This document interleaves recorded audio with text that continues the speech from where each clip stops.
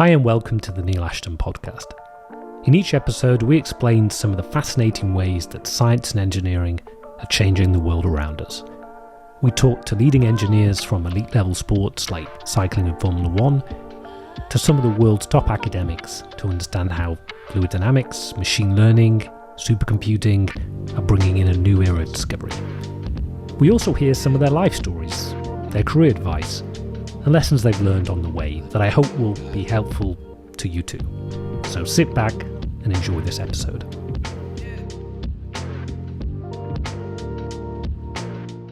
Hi and welcome back to the Neil Ashton podcast.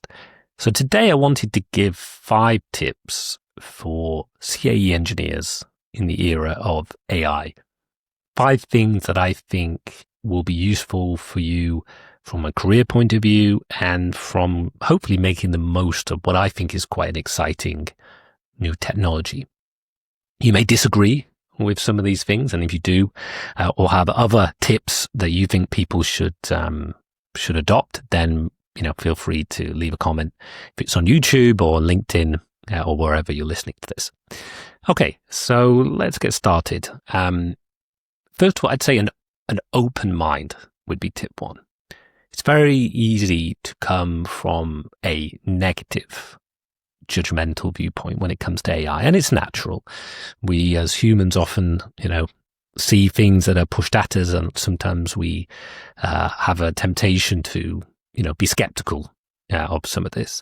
But I think that is probably the worst attitude you can have. I think having an open mind and being willing to look and listen and read is important.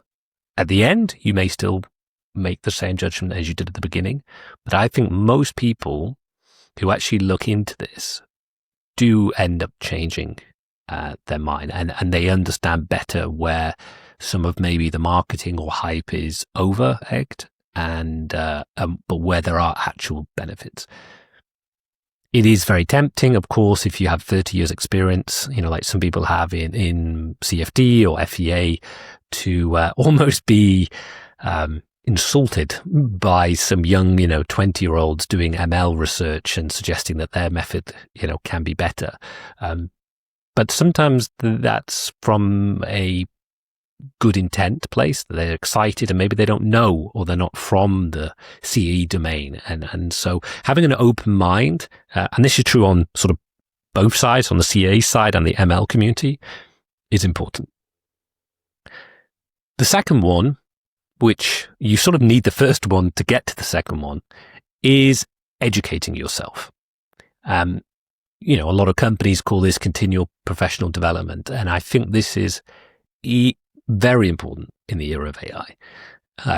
The problem, which I think creates sometimes this pushback, is because the ML community and the CAE community come from very different backgrounds. They often have studied different courses at university. They have a different preference in terms of software, in terms of programming. They're 2 different communities. And the challenge for CAE to look at AI is that it all seems quite foreign and complex. And this is where I think educating yourself is important. Going straight into a journal paper describing an ML architecture may be a bit overwhelming. It certainly was for me at the beginning. But there's a lot of content now that helps you. So Coursera is one of those platforms where they have some great courses by lots and lots of people from different walks of life and different backgrounds that can really help you. Your company may already have a subscription, or if you don't, like I did in the past, I think paying it yourself is a worthwhile investment. But beyond these sort of certifications, like AWS does them, other tech companies do them, a lot of conferences, especially with AI topics, have a real push around transparency. And so I found that many of those conferences actually publish their entire talks online, which is fantastic because you can actually watch on YouTube or whatever platform you prefer. Many of these talks, you can speed them up, if you want to get through quickly. You can also use AI, remember, to summarize papers. This is something I do a lot. So, for example, if you have a paper like Attention is All You Need, or on transformers, or maybe something specifically on CAE related AI. Now most of these AI large language models can do a pretty good job of explaining things. And if you upload the paper and say, please summarize this to a lay audience, or explain to me how this bit works, or can you give me more examples of this? It's amazing how these AI can actually help teach you to learn AI. But you can't get away from sometimes speaking to people. And that's one reason I would definitely try and broaden yourself and go maybe to even AI Pacific conferences like NeurIPS and others. Come and go to some of the workshops, listen in. You might not understand everything, but you'll slowly get and build up your network. You'll start to people one-on-one and ask stupid questions. People who know me, I often am in meetings and I'll say, I'm sorry to ask a stupid question, and oftentimes it maybe not is a completely stupid question. And regardless, they usually explain something in a easy to understand manner that it would have been difficult for me to get. And sometimes all you needed is those one or two key concepts. And once you get the concept, you're like, okay, I see it now. Where at the beginning, it seems a bit foreign. And the final one is podcasts. Obviously, I'm biased, I make my own, but there's a lot of people creating them now, interviewing people. And those, again, can be a great thing. Finally, of course, depending on where you are in your career, going back to university or taking a university course could also be a worthwhile investment, particularly if you're thinking of a job change. If you actually want to go into AI, I'd say there's sort of two roles. You can either be the sort of CAE domain specific person, or you might want to be more hardcore into the AI itself. And probably for that, you would value from some of these courses. Although many universities now do offer these online courses as well, like I think Stanford does them. So there's a lot of options now, and I don't think there's any excuse not to learn. It's not like 40 years ago where you have to go to a library or you're in a physical thing. The internet gives you so many opportunities now. So if you have an open mind, which is one, and you've educated yourself, which is number two, and of course they're continual processes, then let's talk about the AI physics. And this is probably the most common use case, or one of the most common use cases for AI in the context of CAE and engineering. AI physics, referring to the use of AI to create typically some sort of surrogate model, where you take data to train a model. And then once the model's trained, at inference, you can give it a new condition, a geometry, a boundary condition, and it will go and predict it, typically in close to real time. There are other use cases. People sometimes look at developing better models, transition model, the turbulence model, using AI. But I'd say probably the predominant one that you may come across is more of the surrogate modeling. And yes, some people say, we've been doing that for decades with reduced order models. But typically those did not have the flexibility like modern day ones in terms of the non-parametric ability, as in you can just bring any arbitrary geometry or flow condition in, and if you've trained across it, you can get the results out. So things are different today than what they used to be, and that common argument of, well, we've just been doing ML for 30 years and they've just changed it to something else, is probably going back to number one and number two, an open mind and educating yourself to realize, no, things have changed. Although, of course, they're based on foundations from earlier. So how do you prepare yourself for the AI physics? Before we talk about it in more detail, I said the first one is data. Today, the biggest difference between your probably common use of AI with Google Gemini or ChatGPT or whatever is they're already trained. You're essentially just doing a text prompt. You're doing inference on a pre-trained model. The big thing with AI in the context of CAE and CFD and FEA is you're probably going to have to train the model yourself. That's most likely, at least in the short term. So you need data. And if you have existing data, it's what format's it in? Where is it at? Can you get it to the model? Have you scrutinized it? How do you describe it? The model needs to know what it was generated with. Not all data is identical. And that is often the biggest challenge. Did you run two different geometries, but one you changed the CFD settings? Or did you change the material properties for that crash test? So labeling the data, classifying the data in a format that a model could read is important. So, for example, coming up with some sort of schema, some JSON format where you can say, okay, this data was created on this date using these settings by this person. You may even add security into it. I want this to be able to be trained by this model, not to be trained. If you have different sorts of data that you want the model to know about, you should try and describe as well as possible. The other one, and this is probably more translated now to new data, is the data that you would traditionally keep or destroy should be reconsidered in the era of AI. The example I would give is some CFD. You may say, all I need out of it is the drag and the lift and some pictures of the flow. And after a certain point, why do I need the full 3D volume that's 50 gigabytes? I'm just going to delete that. But by deleting it, you've probably lost a lot of information that would be needed by the AI model to go and train the 3D volume solution. It needs it to be able to learn 3D field. And if you deleted that, well, you're either going to have to regenerate it, but then how do you regenerate it with that version of the software that was done and, of course, the cost? So traditionally, this was a balance of storage cost versus need.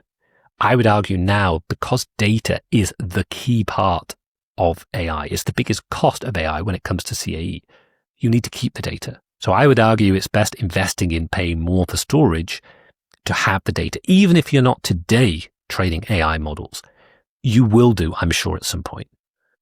So generating data, thinking about how you keep it, and maybe outputting more information than you think you need because the AI model may need it. So if normally you would just save the pressure and the velocity, you might think, well, what about all the other variables that I might need beyond just what I'm traditionally getting out? Instead of being just the streamwise velocity, maybe I need all the components of the velocity. Little things like that you would say, well, I don't need it because I don't need to explore it. You might need to train a model later. Another angle to look at is monetizing this. So if you're a business or engineering company or even individual, you may find that your data is very valuable, and you may consider, is there a way of making a value out of that? Can you change your business around a little bit to offer this data, whether it's computational or experimental, to help people train? If you're a company that operates a wind tunnel, maybe you start to think about using that to generate data or to monetize your data. So there's a lot of opportunities in the era of AI physics, which is true for AI for science, that data is key. And if you have data, it could be valuable, and you really need to have a good strategy of how to deal with this. Okay, so you have an open mind, you've educated yourself, you're preparing for the AI physics. Now, what about doing it? And I think the argument, or the thing I would like to discuss now, is really about the build versus buy. It's a common question I get when I speak to many people is around, is there an off-the-shelf solution? Should I be building this myself? Well, obviously linked to number 2, you need to educate yourself. And I should say, sorry, on number 3, actually, one thing I forgot to say was staff. You can prepare yourself from a technology point of view in terms of getting the data ready, processes ready, but you need to prepare yourself in terms of hiring. Do you have somebody in your business who is an expert in AI? If you're a manager, if you're an individual, the preparing is to prepare yourself, by doing the education. But if you're a company, don't expect that people who have been doing CFD for 20 years are going to be the best people to do AI and help you develop AI. It's probably going to be, a bunch of graduates who are AI native and are very familiar with those programming styles, with that maybe they've studied at university. There's just a reality that staffing is important. And you may also need to look beyond your typical recruiting grounds to get those staff. Those people may not come out of the universities that you would normally go to hire engineers. And I think this is a really interesting blend, and it's a career opportunity that AI is needed for engineering, but also engineers are needed at AI companies. So, okay, let's go to number 4. So you've done open mind, educate yourself, and you're sort of starting to prepare yourself from a data staffing. What about the actual doing it now? Well, this is the build versus buy, and I would put the analogy to something I probably know best, which is CFD. And if you looked in the 70s and the 80s, there weren't really commercial solutions on the market that were the de facto solutions. In fact, before the 1970s, there was no commercial solutions. And so you had to develop the code yourself. And that was a big thing of NASA, but not just NASA, but almost all aerospace companies, car companies to some point, manufacturing. They would develop their own codes out of necessity. They needed to. There wasn't a commercial solution available. It was only in the 70s and the 80s, and certainly going into the 90s and the 2000s, where commercial codes became far more mature. Interestingly, if you look today, and this is maybe a contentious opinion, lots of these companies that did traditionally only use internal codes are starting to use commercial codes. And that shift is accelerating because, frankly, the commercial codes are getting so good. They've hired so many people. They've, acquired startups. That is your code really as good as theirs? I think it's an interesting debate. It's a debate of, do you see it as core to your mission to have your own code? Or actually is your main business to go and build something and the code itself should be done by somebody else? Most people are starting to shift towards the latter, that actually it's better just to buy in the code and have less people developing their own code. Now, again, I'm not saying that is the right approach. I'm just saying that is what I see happening. So why am I saying that? If you look at AI physics, it's probably the fact that we are in the equivalent of the 70s or 80s. We're in this new phase where there is not the same maturity of commercial solutions. It's largely startups at the moment. And you could argue that actually, could I build this myself? Does that give me a strategic advantage, like it was a strategic advantage building your own CFD code? I would say I can understand the arguments for both. I can see why maybe you think if you hire some smart engineers and build on open source frameworks that you could do that. But you have to be prepared to keep up. And that's my advice or warning, that even if today there is a split on, it's not so obvious whether to build or buy, you should be flexible and prepared that maybe in 2 years, maybe in 5 years, maybe at the extreme 10 years, I think highly likely that the commercial solutions will be as good or better than what you could do yourself.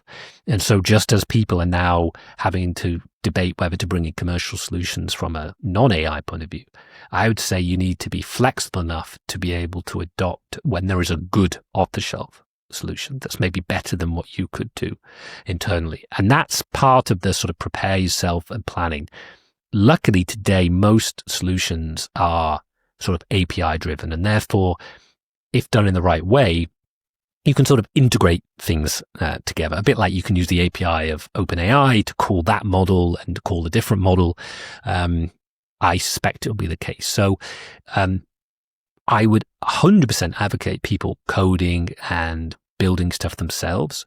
Whether they go to production with it or they use a startup or buy something is very much an individual choice. But I do have a strong feeling that given the investment, it is likely that there'll be so many better and good commercial solutions, given how big this AI market is for CAE, that you may need to be flexible on that choice and reassess it, and don't get locked in to thinking I can't take a commercial because I've gone down building myself. There's nothing wrong with having a mixture. And finally, point 5, which is probably the newest, I would argue, in the wave of AI for CAE, is Agentic AI. And a bit like AI physics, sometimes you can get people's backs up with the marketing and the way that it's pushed, that AI can automate and do everything.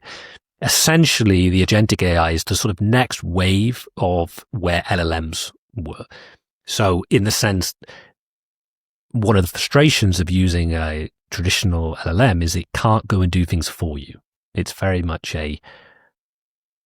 look at this document and summarize it for me.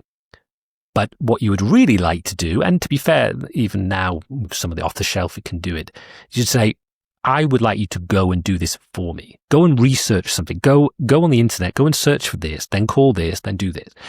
So what does that mean in the context of CAE? That means, at its very simplest, things like a text prompt to set up simulations and run simulations.